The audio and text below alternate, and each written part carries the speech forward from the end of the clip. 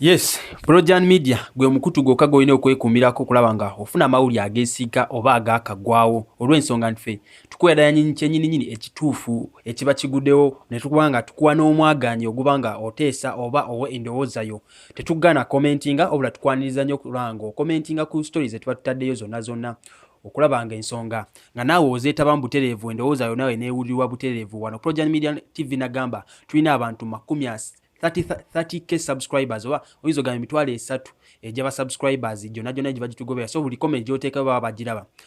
Mwe abakomentinga positively mukola omulimu gw'amaanyi, nawe abakomentinga negativity nammwe mukola omulimu gw'amaanyi nnyo olw'ensonga ndi you keep us going, tusigala nga ekintu tukitambuza.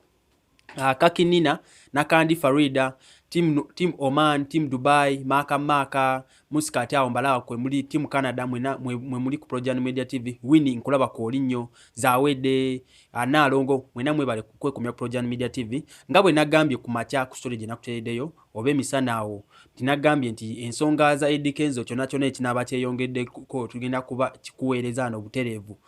Wenjogerera kati oba embiranyi oba nyiza okugamba nti okuwanda ebigambo ebiri wakati wa Eddie Kenzo, Idrisa Musuuza ne Azizi Aziyoni oba Azizi Azinoonya yakuyimbira obuyimba bw'omukwano oyinza okugamba R&B oba R&B ng'abalala bwe bakola ki bwe bakiyita, nti waavuddeyo omusajja omu eyali mukwano gwabwe nnyo bano ababiri, yali mukwano gw'abano ababiri mu biseera ebyo 2029 we bagobera Eddie Kenzo. Azizi Aziyoni bwe yafulumiza Eddie Kenzo ennyumba ye ng'akakoko akatalina mwasirizi, yamugoba mu nnyumba ng'era ekyanyiza Eddie Kenzo ennyo naguno gwakatasonyiwa nga Azizi Aziyoni abasinga kye mbadde tamanyi nti bano abasajja ababiri bano tebakwatagana.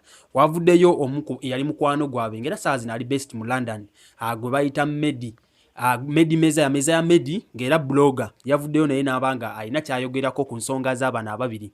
Yavuddeyo mu mboozi n'agezaako okubanga ng'alinga alina ky'annyonnyola alina ky'amanyi, yawandiise bw'ati yabadde ku Facebook live n'abanga alina ebigambo byasobola okubanga ayogera ng'era ku bimu ku bigambo byayogedde Kenzo should be warned.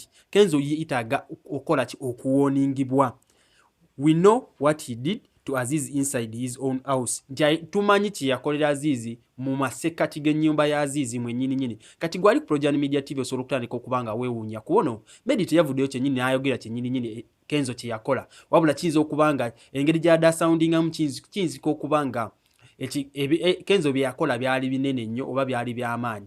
Oba gwali Projan Media TV osobola okuvaayo n'oteebereza nti yali mukazi, kuba tukimanyi mu nsi eno, mu nsi yonna ekisinga okutabula abantu biri ebintu bisatu. Ekisookera ddala gwe mukazi, ekirala ttaka oba oyinza ogamba ekibanja kitabudde abantu bangi nnyo, ekyokusatu tulina kye bayita essente. So ku bintu ebyo bisatu Eddie Kenzo yakolako ki gwali Projan Media TV osobola okuvaayo n'obanga okomentinga.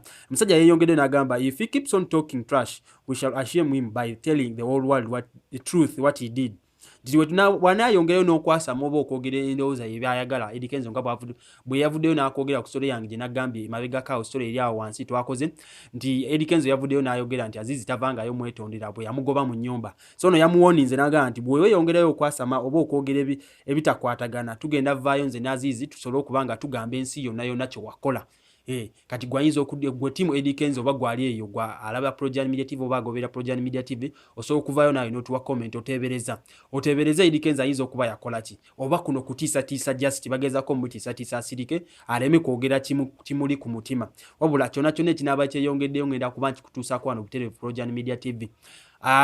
Mwe abakomentinga mukola omulimu gw'amaanyi, abalikinga, abasharinga n'abalala atana subscribinga nkugana subscribinga tusobole okubanga omuwendo gw'aba subscribers oba team oba family yeyongerako obunene obeera part of the Projan Media family. Nagaffe tuli family, we don't tetukola ffe ngaffe wabula tuli family. Gwe nawe osobola okubanga weeyonga butereevu ku family. Gwayagala WhatsApp group yaffe eri oweereza message ku noti 7 7 0702071951 ngenda kuba nkuyunga butereevu ku WhatsApp group yaffe.